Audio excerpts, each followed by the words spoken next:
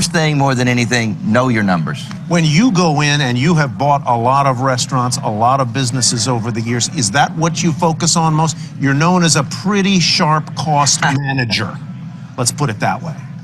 Definitely, and part of it is because I know my numbers, and I tell everybody, the one department that better be strong in your company is your analysis department. I'm not worried about the journal entries. Anybody can do that, but have an analysis team that can really dig into your numbers and know if your linen cost is truly 0.2 of a point, and know that your utility cost is 0.3 of a point. Know your cost to every tenth. And at the end of the month, you can see where you need to fix those numbers. As these folks here are contemplating starting businesses or taking a business they've started. All right. What'd you guys get out of that? Did you guys hear anything you liked? Well, he said know your numbers like 16 times, so I think I should know my numbers. Does anyone know who that guy is? He's the head of Landry Hotels and Restaurants. Yep. So if anyone's ever seen that show, it's on CNBC. He hit it there for a second. It's called Billion Dollar Buyer. But he owns casinos. He owns, a lot of restaurants, Landry Steakhouse, Rainforest Cafe, that whole entire ownership team, that whole thing that they do, right? But, he said he can tell, right, within 30 seconds of meeting the business owner, or 3 minutes of a business owner, if they have a grasp on the economics of their business, right? So does anyone here feel like they've got a strong grasp on their real estate economic numbers? Okay. I think you mean expenses and intake revenue. Okay. So let's start there, right? And this is something, guys, I know that I need to keep working on too. In the market center, looking at numbers, right? So Frank, I saw you raise your hand there. Do you have something you want to add? Make sure you unmute yourself. Okay. No, good to go. All right. So in the MREA book, right? Who's read MREA? Me. Okay. I am going over to page 129, which is the start of the models section, right? And we talked about this a few weeks ago at the team meeting. One of the models of the MREA, right, is the economic model, okay? And so I'm going to read you a couple things here on the economic model. So Gary says, now, whether you realize it or not, you have an economic model. Every business does. Every real estate agent does. The issue is not about having an economic model. Rather, the issue is whether you understand the one you have and whether it can get you the net income that you want. A sound economic model should do 3 basic things, right? One of them, Linda, is what you just talked about there. Show you where your money comes and goes from, right? Understanding your revenue and your expenses, right? And then also, showing you what's left over, okay? On the next page, quickly, he says this. First, you need to focus on knowing the key numbers you must hit. Understanding how the different aspects of your business interact to produce financial results is essential to making sound business decisions, okay? So what are the key numbers in real estate that we need to be tracking? And let's think about this as as business owners here, right? What are some of the key factors? What are some of the key numbers of real estate that we need to be tracking so that you can get the income that you want? Listings taken. Okay, listings taken. Why is that important, Linda? Because that's going to impact your revenue numbers. Okay. All right. Listings taken. What else? GCI. GCI. What is GCI, Jesse? Just make sure we're all on the same page. Goodness, I don't remember that. I just know it's my number that I need to track because you keep telling me to do it. Gross commission income. All right, thanks, Frank. Gross commission income. Okay, that's one of those little acronyms that we hear in Keller Williams all the time. Okay, what else? So far we've got listings taken and GCI. I think tracking your numbers also has to do with just not listings taken, but how many did you convert and how many actually came to fruition. Yep. Absolutely. So I'm gonna go back to Tillman's video there. Okay. So he said, what did he say? He said, what department is the most important potentially in your business? Analytics. Say it again, Gary. Analytics. Analysis, analytics. Okay. Now, in the real estate business, we're analyzing a lot of times our conversion ratios, right? Where are things, what's working and what is not working? Someone give me an example of taking some of those numbers we just talked about and analyzing them. How can we do that? looking at what you spend for social media and how many responses you receive from that, and then how many leads you generate from it. Okay. So when we're talking about spending money, right? We're looking at return on investment. Is the return worth the cost? Okay. And sometimes, even if you have a return, is there an opportunity to get a bigger return by putting money elsewhere? Okay. So if I'm doing, and that's something people get stuck in, right? Well, I'm getting leads off of Zillow. Okay, yeah, that can be a lead source for you. But if you took the same $1,000 and you put it somewhere else, right, would you get 3 leads versus 2 every single month for the same amount of income, right? The only way that you know whether you can make that move from one platform to another is understanding the ROI that you currently have. Okay. All right. So we missed a couple though. What are some other key metrics? So we talked about listing appointment. We talked about gross commission income. All right. Sales price. Hold on, Nicole, you go. Average sales price. All right. Average sales price. Okay. That's another good one. What else? Expenses. Expenses from the NCA coming through the corner. Yep. Right. Understanding how much money you have coming in, how much money you have going out. Where do you have money to spend, and how much money are you making at the end of the day? I Right? think One of the big issues with a lot of realtors is we take GCI, the gross commission, right? So I'm going to sell a $2,000 or a $200,000 house, and in my head, I just went, oh, great, I just made $6,000. No, you didn't. Right? That's like Starbucks saying when you just bought a cup of coffee, they just made a profit of $2.72. No, they got to pay for the cup. They got to pay for the sleeve. They got to pay for the barista. They got to pay their rent, right? And at the end of that cup of coffee, they just made 40 cents a cup. Okay. All right, good. So we're getting somewhere. What's the first number that we should know so we can set up the rest of our plan? Is it something around leads generated and contacts made? Okay. So I'm going to tell you, I want you to reverse that. All right. So we need to know contacts and leads to get to ultimately where. What's the first number we need to know? Our target income? Income. Okay. Profit. Right. The point of businesses, guys, is to run a profitable business. Yes. We all enjoy helping people. I'm not, don't get me wrong. I love helping people, but is there anyone here that would do what it takes to become a full-time real estate agent and do it all for free? Nope. Me either. Okay. And so profitability is where we're going to. All right. So GCI, right, is gross commission income. Keller Williams came out with a tool a couple of years ago, right, called the CGI. What does CGI stand for?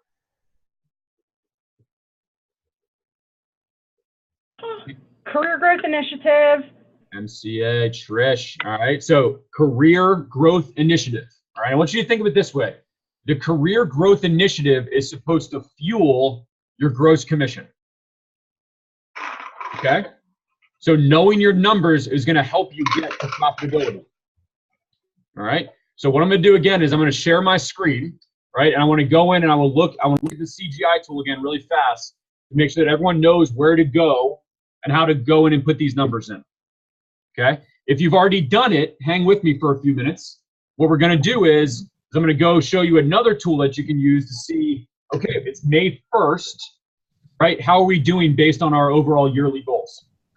Okay. So we're going to work in adjustments so that we know, all right, if I still want to hit the same goal this year, what does my new activity become? All right. So on KW Connect, everyone knows how to get here. Okay. And you guys can either follow along with me now or just write down the instructions and go in and play with this tool once we get off the call. Okay. So I'm on KW Connect. I'm going to go over here to the far right here in corner. You're going to see that I'm logged in. So make sure that you're logged in. Okay. Make sure you're logged in. And then under here, under growth, you're going to go down here to Career Growth Initiative. Okay. Now your screen may look a little bit different than mine, not on this page here, but just because I've got some additional features as a team leader. All right. Where we're going to start, right, is right here in the middle of the page where it's showing you your listing appointments, listings, takens, closings, right? And the bottom here it says View Full CGI Calculator. Okay. View Full CGI Calculator. So let's go ahead and click on that.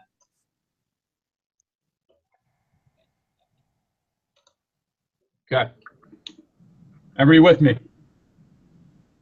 All right, so as a team leader, I get to see all of your goals. Okay, I've got a dashboard here that shows me everyone's who's put goals in and where are they actually. All right. Now, if you're trying to do this along with me, you're going to need this class code right up top here. Okay. This class code is only good for 24 hours, and I set it about 45 minutes ago.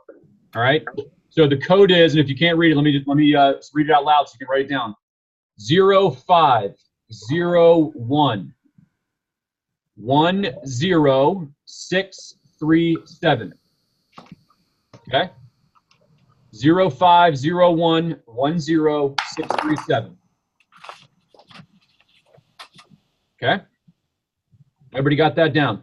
All right. So for you, you're going to click on Set My Goal. So you should see a little button that looks just like this. It says Set My Goal. When you click on that, it's typically going to ask you for that code. Okay? So it's going to ask you for that code. Now, when it pops up, you're going to see a screen that looks just like this. Now, I know some of you, I've walked you through this before, so I know this looks familiar to a few of you. All right? But let's walk through it again for 5 minutes. And it's important to revisit these numbers all the time. Right? All the time. So if you only do this one time and you do this, on January 1st, if you don't go back and revisit this conversation again, at least on a weekly or monthly basis, you're going to fall behind. So on the right-hand side, you see some boxes in which we can make entries into these boxes. Okay? On the left-hand side, you're going to see descriptions and numbers that will change based on the information that you're putting in on the right-hand side of the page. Any questions so far?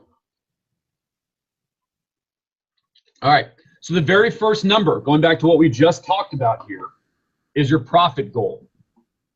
All right, so I'm going to let's use a profit goal of $150,000 for this example.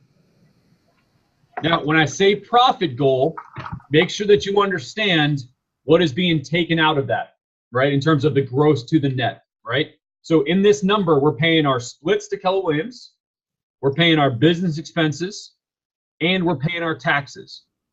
Okay, once I pay all those things, that's what this number should be right here, right? So what's left in the bank once you've paid everything that you've got to pay?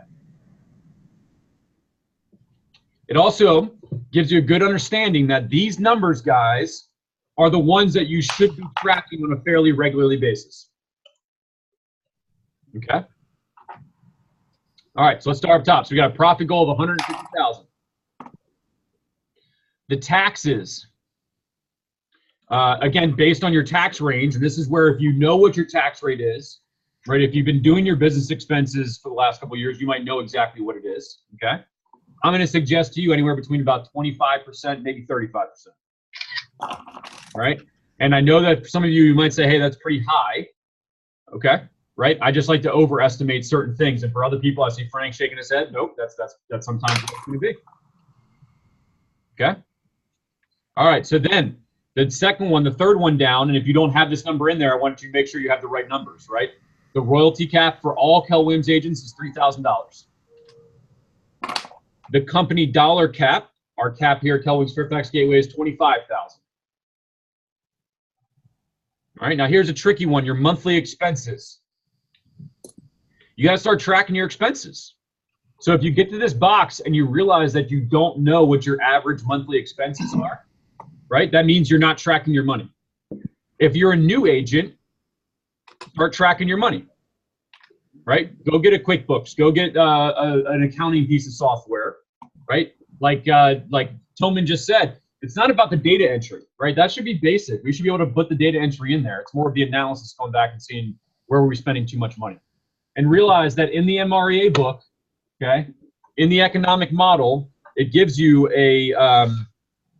a detail of what your expenses should be. Okay, so I know I'm pretty small right now, but just realize that if you want to write this down on page 156 and 157 of the MREA book, it tells you where you should be spending money, right? And it's these categories, 9 categories, which Gary gives you. Salaries, lead generation, occupancy, technology, phone, supplies, education, equipment, and auto insurance. Auto/insurance, okay? So they're giving you a basic idea about where your numbers should be. Okay? And they're percentages, right? So what we're trying to do is we're trying to get as close as we possibly can maybe to those percentages. Now, where did Gary come up with these percentages about spending money in this way? Did he just make these numbers up? Nope. All right. Do you think other agents, this is the model that they were using to figure out how profitable we could become? All right. Yes, that's what happened. So those of you who don't know, Gary interviewed, several hundred agents when he wrote this book, and he brought together all of the top agents and what they were doing. And that's how he created this material. All right. So he's not just making these numbers up. These are the top agents in the industry saying this is how much money we decided we had to spend on technology. Right. And again, could some of these numbers have changed in the last 18 to 15 years? Yes. But I still think when you look at it, a lot of the leading indicators are still very important. So check out the Millionaire Real Estate Agent if you want to know more about the expenses.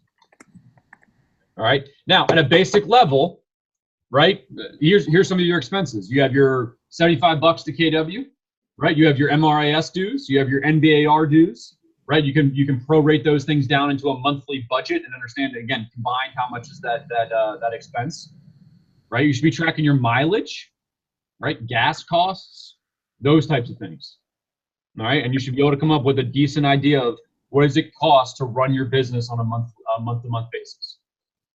Any questions there revolving around expenses? Now, in the fall, Tipper's coming in. I've already got it scheduled, and I'll let you know what the date is. I've already scheduled Tipper to come in and do the business planning clinic. All right. And what that is, it's a high-level conversation about numbers, right? And really taking this 1 hour conversation to an all-day event on steroids. All right.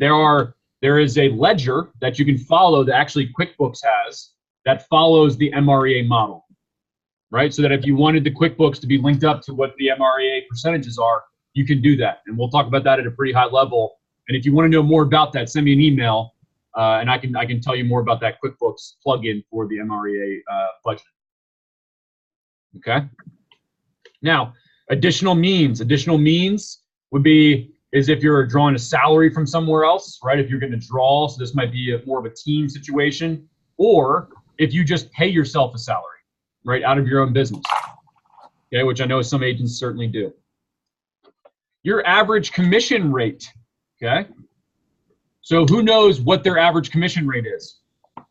Does anybody know? Well, it's supposed to be 3%, but right now there's a lot of 2.5s, especially when you're representing the Yeah. I think using 2.75 in today's market is more realistic. Okay. So what I want you to do though is I want you to know exactly what this number is. There's no reason why you shouldn't, right? If you did 20 deals last year, you can go back and say, I got paid X on each deal, divided it by 20, and you know exactly what that number is. Wouldn't it be nice to see your potentially your commission increase by 0.5 point over the course of a year, because your business and your scripts and dialogues are getting better and the value you provide your clients is getting better, right? So I'm actually going to show you a way that you can go find what your commission percentage is based on the Keller Williams numbers. All right, so stick with me here if you want to see how to do that. Another option is a lot of times the MLS requires you, right, to put in when you close out the deal, right? And on there it lists sometimes the buyer's agent's commission. So sometimes there's a way to find some of these numbers, but I'm going to show you the easiest one, which is going to be through Keller Williams. All right, and it may not be 100% accurate, because if you gave a credit at the end of the tape, right, there could be these little things that are going to skew that. So again, I encourage you to make sure that you're tracking all of your numbers that is real at the time of closing. All right, average home price. Not the average price of Fairfax. What's your average sales price? Right? If you work in areas where the sales price is either higher or lower than the average, it's important to know that. Okay? I would rather work in a higher price point and maybe do a couple less units every year, but still make the same amount of income. Right? Maybe that affords me opportunities to not work as many hours per week, or maybe take some time off to go on a nice long trip because I know that I have a higher sales price, and so that's going to work out that way, right? If you have a lower sales price, okay, you need to be selling more units probably based on where you're working, okay? So if you're farming an area, if you're doing something along those lines, you got to know what your average home sales price is. There's two ways to make more money in real estate, right, guys?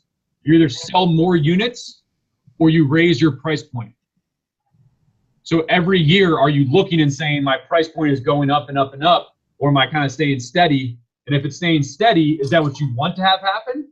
Or do you need to go work on some education around luxury, right? Or around higher price points that you can hone your skills in so you can go raise your price point by doing something like that. All right, any questions about home price?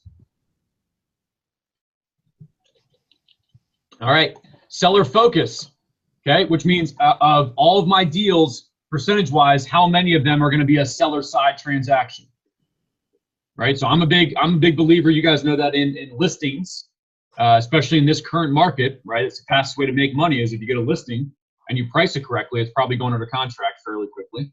Versus I know, like Jesse had just said at the beginning of the class, right? We're working with buyers and we're losing out on offers and we're writing others. We're trying to find other homes. And I know Nicole's in the same boat. I know Frank's in the same boat. So, you know, Linda, I know a bunch of you guys are in the same boat, right? Where everyone's looking for property, all right? So if you're going to say I'm 50-50, then you need to put in 50-50. All right, but again, in my case, I'm gonna go heavy on the listing side of 75. The heavier you are on the listing side, guys, the less lead generation you have to do on the other side. Does that make sense? Buyers just come to listings. I know a bunch of agents got clients this weekend at open houses, right? So you didn't have to lead generate for 2 clients. You lead generated for 1, and the other one came because of that result. All right, conversion rate. Listings taken to listing close. So this is an important one. What's your fallout percentage? Some of you guys sell 9 out of every 10 homes that you list. Okay, and I know teams that might sell 7 of every 10 homes that they list. Isn't that important to know? I've got to take more listings if I'm not being strong on the front end when it comes to pricing correctly. All right, so that's your conversion rate. Listings taken to listings closed. And then your conversion rate, listing appointments to listings taken. So every time I go on an appointment, how often am I getting an actual agreement? All right, and hopefully at least 1 of every 2, I'm getting that listing appointment. Any questions on any of these boxes here? Well, Kyle, the only question I have is if you're new and you've only done 1 or 2 deals, how do you fill out, what do you put in for conversion rate? Yeah, so I think in the beginning you want to use law of averages, right? Use the averages of the office. Use the averages of the market that we're currently in, and then you get to find your own data as you're starting your own business. Okay. So I would use, like Frank said, I'd probably use 2.75% in the commission rate. I think that's realistic in this current market. I might just use about $300 in monthly expenses, but that's my base expenses every single month, right? Now, if you're taking people out to lunch every day or buying coffee for everyone every single day, know that number is going to go up, right? So I think these numbers are pretty spot on, honestly, Linda.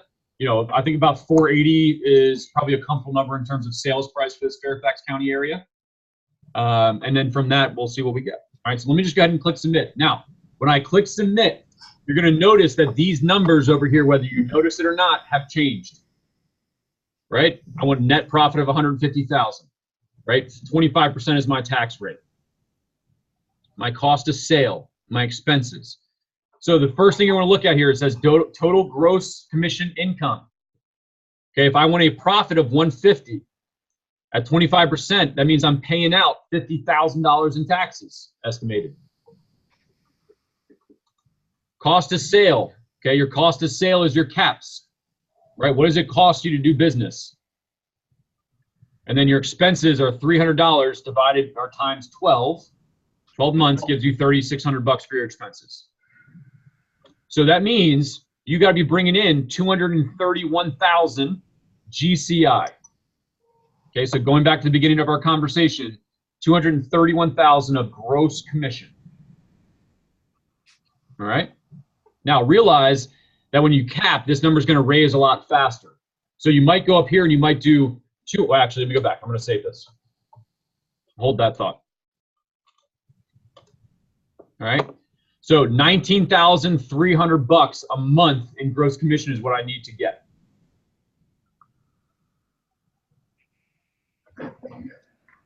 Closings. I need to have 17 closings for the year to make 150K net profit. All right. And I need 2 closings, either a listing or a buyer per month to make 150 grand. Now we're gonna keep backing this out. Listings taken, okay? So to achieve 13 closings for the year, I need to take 17, right? Because I've said that there's gonna be a percentage of them, 25% of them are gonna fall out, right?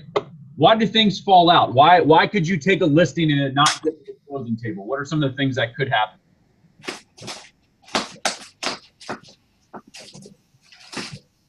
What do you guys think?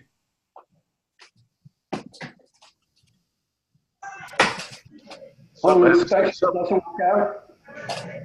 What's that? The home inspection does not work out? Okay. So the deal just falls apart. Let's say I get a contract, deal falls apart, and I can't get another deal. And people just get frustrated. They say, all right, screw it, I'm out, right? I'm just gonna wait, we'll try again next year. What else? You have a client that's a jerk and doesn't want to work with you, so you kick him out. Okay. Right? So you may make a decision.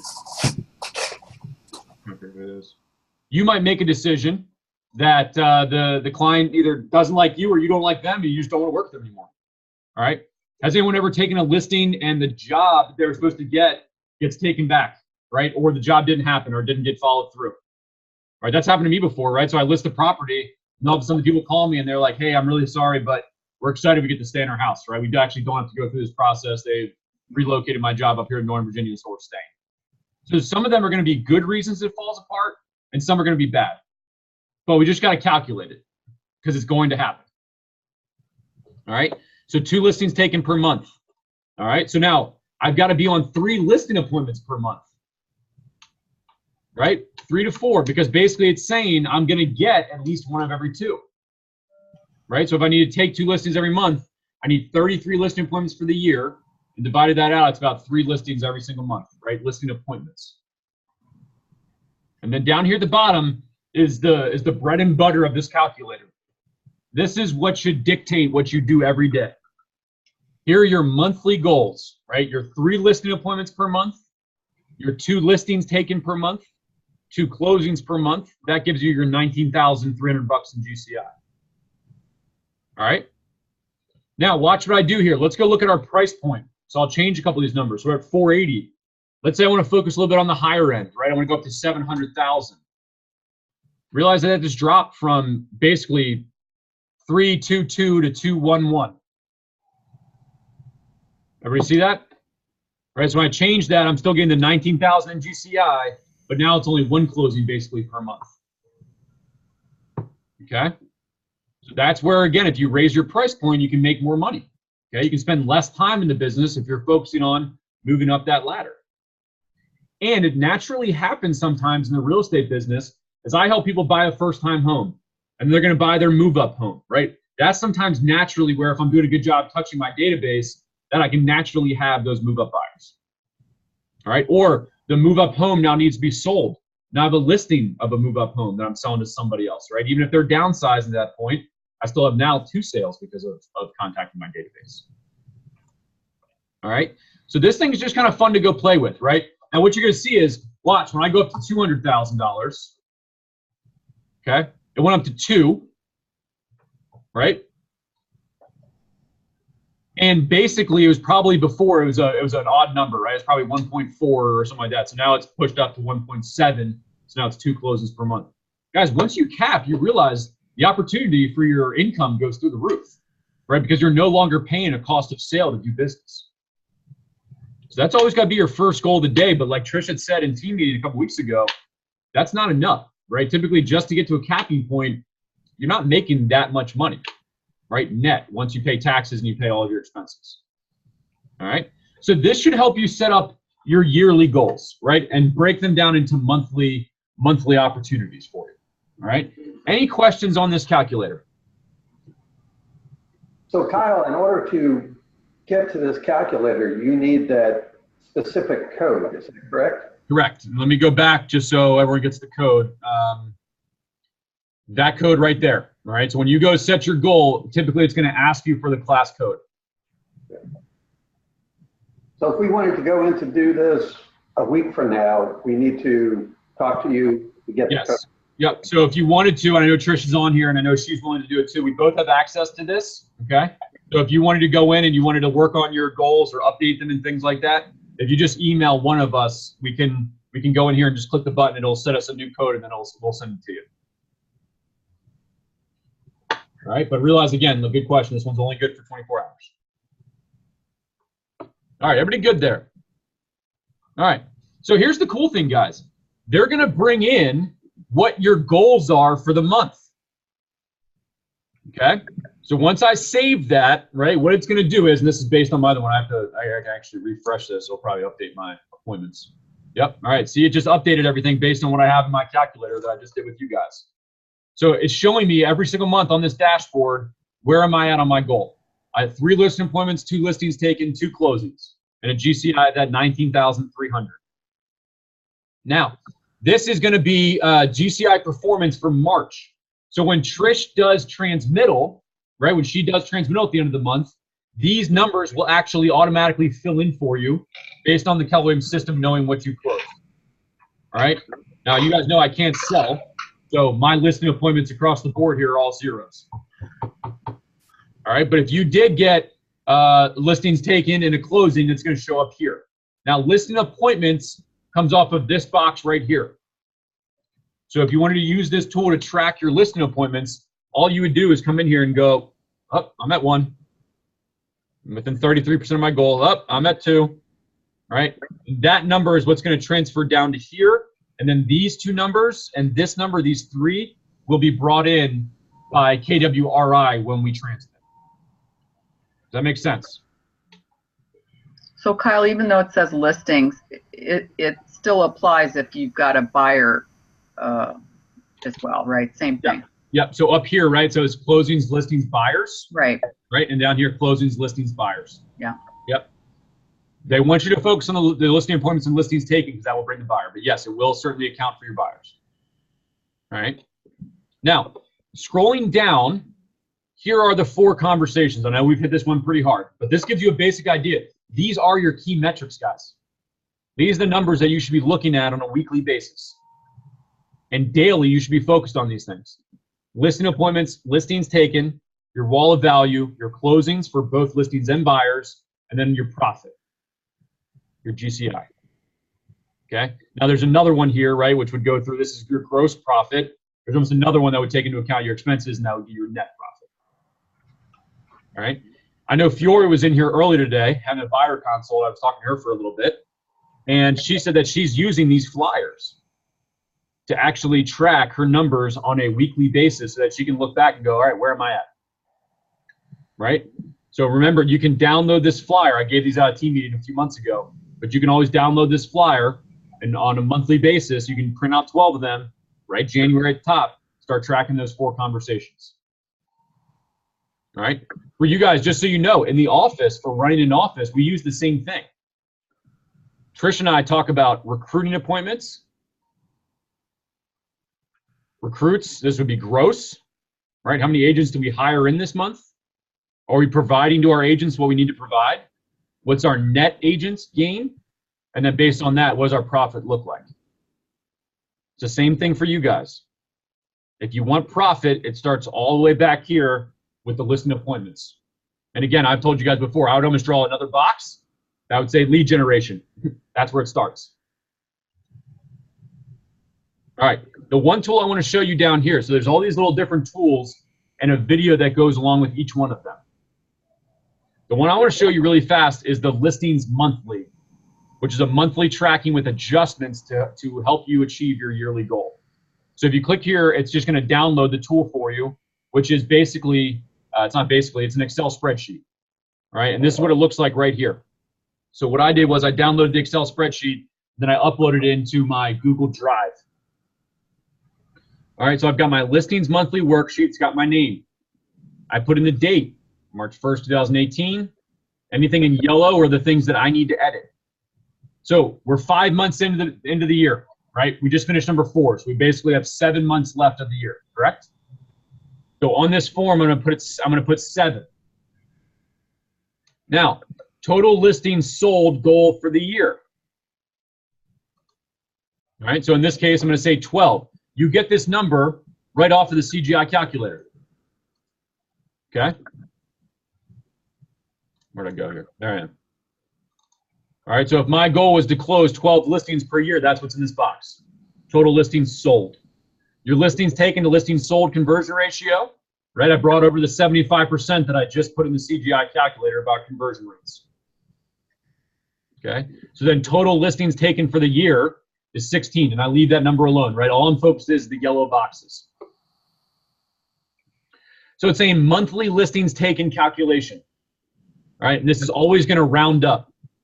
So this might confuse you guys because you're looking, you're going 16 divided by 12. It's not 2, right? That would be 24 if it was 2.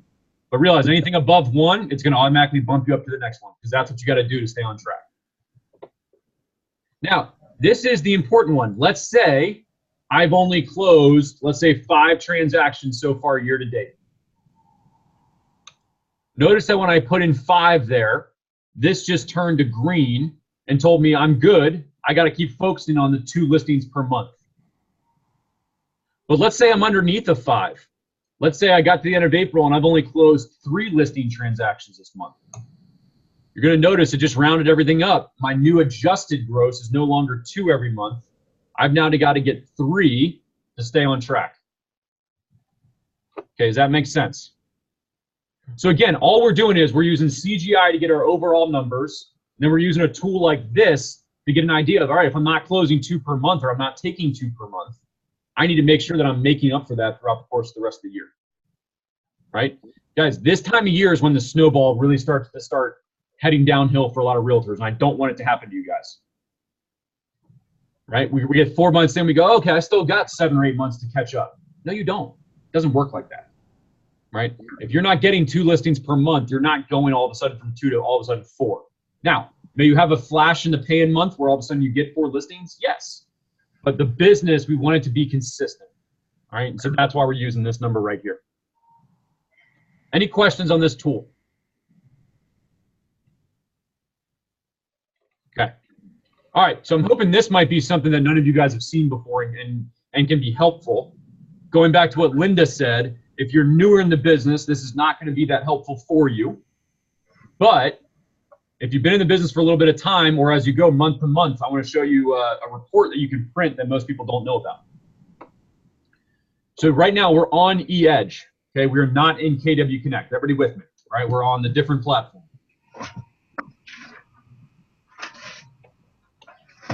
An underutilized feature of KW is this reports tab right here underneath your name. Has anyone ever clicked on the reports tab before? Yes, I have. All right, Jesse, you have. Frank, you have. Yeah, but it used to come up automatically. Yeah, they used to have a different box here in the middle. That box is now gone. Yeah. All right. And the reason why is because all of our data is basically now through CGI. So that old little dashboard here used to be out of date. All right. So it's right up here though. So under my name, Kyle Holler, and I'm going to click on reports. Now, again, because I'm a team leader, I have a few more reports than what you guys are going to see, but I'm going to show you at least the one that you know that you're going to have. So if you're looking for your dashboards, Frank, like you just asked, they're now on this page right here. All right. This is a slow page. I'm just going to tell you right now. All right. This drives me crazy when I'm trying to find these reports. Trish knows too. The dashboards are going to load for a while. I don't need to wait on that to go get my reports. All right. The one I want you guys to really look at is this one here. So if you go to reports and you go to associate, you should be able to find your multi-trends, multi-year trends report. Okay. Now let me show you what this looks like. And I think it's going to pull up mine. So just give me a second here. I'll make sure. Just a little pie. It's going to spin. It's going to spin. All right. So this is what it looks like. Now, what this is going to show you is your month-over-month percentage changes and your year-over-year percentage changes. Now, again, if you've been in the business for a few years and all these boxes are starting to fill up, that's kind of a nice place to be. All right. So I have been sold since 2013. So you're not going to see a lot of production on here because this would be a production report. But for instance, this report based on your input into KW is going to show you your listings taken, right? Your closed sales volume, your closed units, your CGI appointments, even if you log them into the system, your listings sold, right? Your buyer sales closed. All the major leading matrices that we've talked about are actually on this form already generated for you. All right? Your agent 1099 income is even on there. So I can go back and look and say, okay, let's take closed units as an example. If I dropped from this year to last year, let's say last year in January, I had 4 closings in January, and this year I had 2. This is what Tillman Furtado was talking about. So now that we know that number, and that's even if you even know how many closings you had this. All right, let me ask a question. Who knows how many closings I had in May of last year? I had 7. 7. Perfect, Jesse. Okay, so you know your number. All right. So if you go this year and you only have 2, then we have an opportunity to analyze what did you do last year versus this year, right? What did you control and what did you not control, right? And there are some things you don't control. The market is something that you don't control.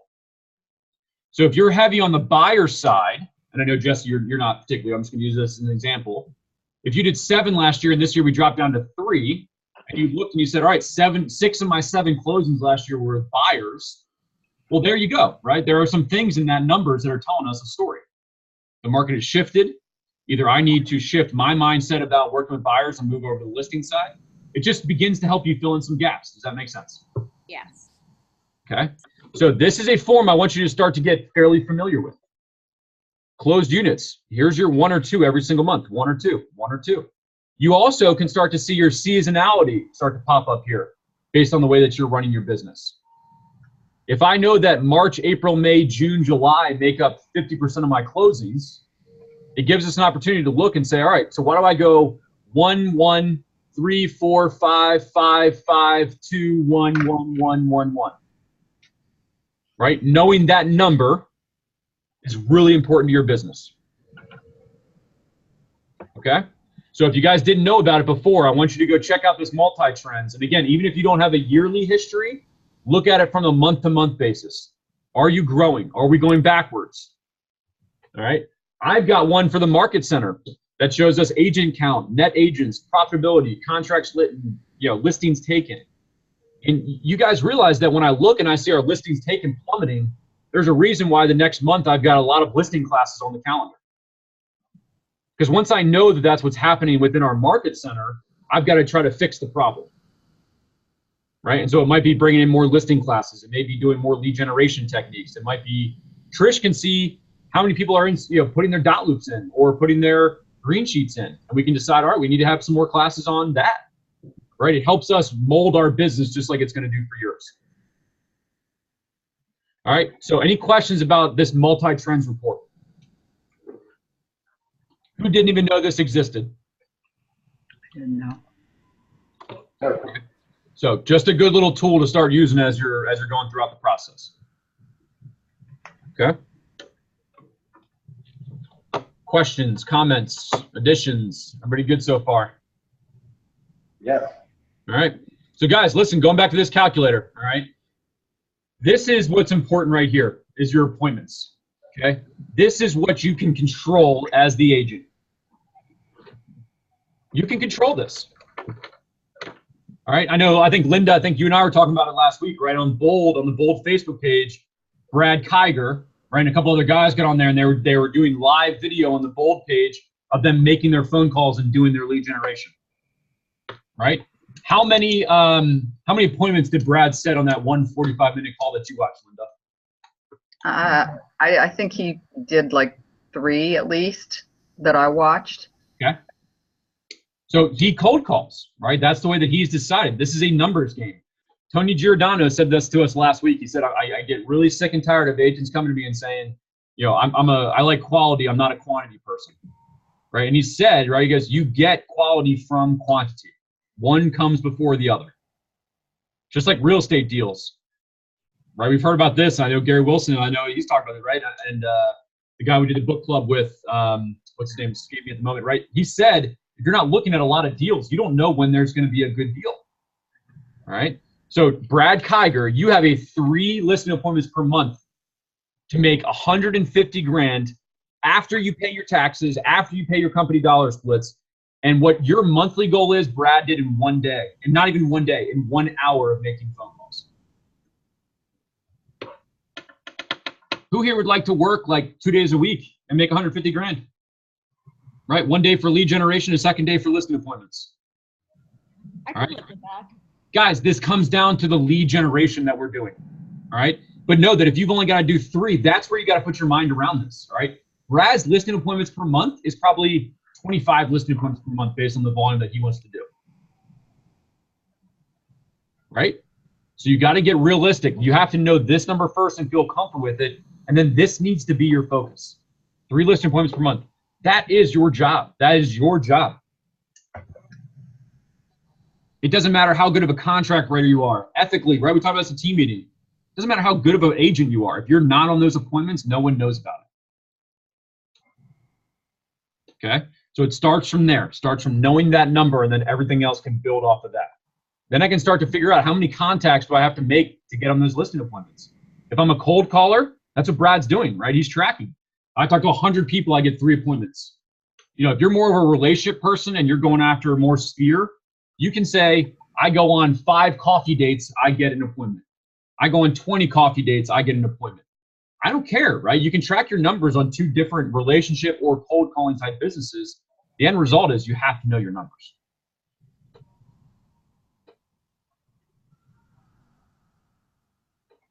What are you guys thinking about? I feel like your shoe just hit me in my butt, which is what I needed. Yeah. Yeah. Me too. Deb, was that a lead call coming in? I have no idea. I just muted it. No, it was a nuisance call. Sorry. All right. Okay, so the last thing, I'm going to play one more video for you here. I like this guy. I was watching this guy earlier this morning too. Let's finish off on this and then I'll answer any questions. One of my favorite business pieces of advice is from Jack Welch in a book called Winning. And what he basically says is when the speed of change outside of your company, in your industry, is faster than the speed of change within your company, you are in trouble. Because that means that the topography, your competitive landscape, is changing faster than you guys are adapting to it. So never let that happen. So you really, really need to make sure that you're changing faster than your competition. I can basically walk into any store in this country, for the most part, and see my product. You know, every day 40 million Americans use my nonstick coatings in their pots and pans, and when I see that product, it really becomes tangible for me that the 250 employees that we have, the 25 R&D chemists that we have that are constantly working, sometimes you lose sight about why are we doing this, but then when you see your product out there in the real world, it's very inspirational because it gives complete momentum to this ethereal question of why do we do what we do, and it really helps you kind of love your business. You have to fall in love with your business to really get up out of bed every day and be inspired. So for me, it's really seeing how we're helping the world. A strategy that I use to keep me focused on goals is know the numbers. What I mean by that is this: in business, you can have so many different goals, right? You have qualitative goals, you have quantitative goals, you have soft goals and hard goals, and it can turn into just to a morass of confusion. But ultimately, numbers are the language of business. So if you wake up a CEO in the middle of the night, he should be able to tell you growth rates and operating margin percentages and EBITDAs and every KPI, key performance indicator. If you don't know your numbers as a CEO, you might be in trouble. So I really think that numbers are a way to really make sure you stay on track. The best business advice I've ever received is never give up. And the reason is starting a business is gut-wrenchingly hard. Literally so many times when you sit there and you go, why why am I doing this? And what I found is many people give up at that point. A lot of times when you've kind of hit rock bottom, you don't know which way to go, that's when you actually find a solution. And a lot of time what differentiates between the people who win and the people who don't simply just don't give up.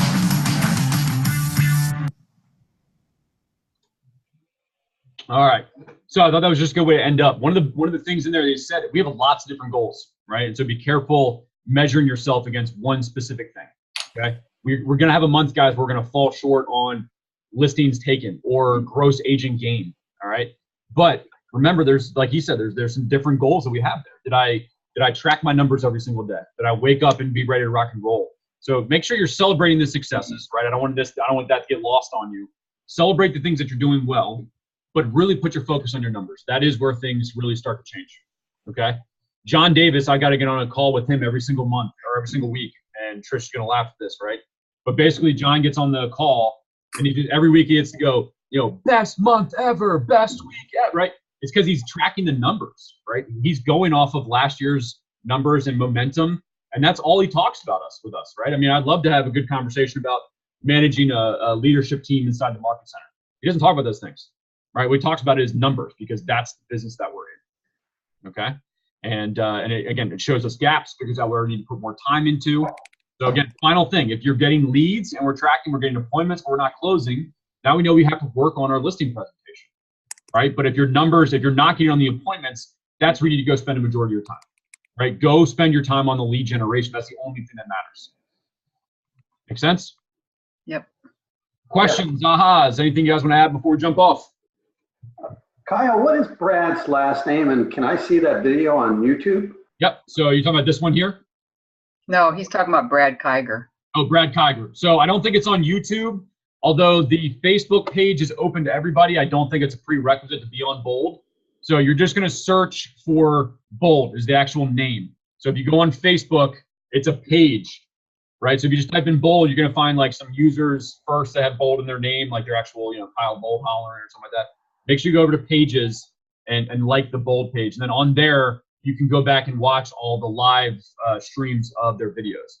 There's another guy who did it in San Diego too. I was watching him, so there's a bunch of them on there. If you get on the Bold page, you do a search that says Brad Kiger videos, and then you'll see it. Yeah. Okay. He makes it look so easy. And listen, guys, sometimes go use that as your motivation, right? Go watch that for 15 or 20 minutes and jump on the phone, right? What's the worst that's going to happen? Them saying no? Okay, move on with your day. All right, and I always say this, people, and this is where it clicked for me. And so if I haven't said it to you before, I just want to say it one more time. There is a group of financial advisors somewhere around us that are 1099 employees that could get paid on commissions, that are talking about lead generation, that are telling their people, go call people today, go call professionals in the real estate industry who might have money to invest, okay? How many people called you in the last month, in the last year? Little, if any. All right, and if someone called me, because someone actually did this morning, he's been trying to get me for like 4 days now, I'm just ignoring him, right? Calls me and says, hey, I'm a financial advisor, I want to talk to you. There's a second and a half of me going, no, thank you. And my day has moved on, right? Like until I talk about this conversation, it hasn't come up again. So it's not like you're ruining people's days. If they tell you no, within a minute and 30 seconds, they're back making toast and peanut butter, right? So just don't freak out about this. It comes down to conversations though. That's the most important number is the conversations you're having around real estate. That's the thing that matters. Okay? Good stuff. Thanks. All right, guys, we're in May. This is a great month in real estate. This is an awesome, epic month in real estate. So let's make it count. All right, this is a big month for me. I want to have an awesome month. I want to really take all the closings that we've been doing for March, April, see them to closing, and then let's have an awesome, this is our summertime right now, right? You get a deal here in May. This is your summer vacation. This is summer fun. All right, so let's rock and roll. Let's have a good month. Trish and I are here. Nicole's at the front desk. Whatever you guys need, we're here to help. And we'll see you soon, okay? Thanks, Kyle. See ya. Ciao.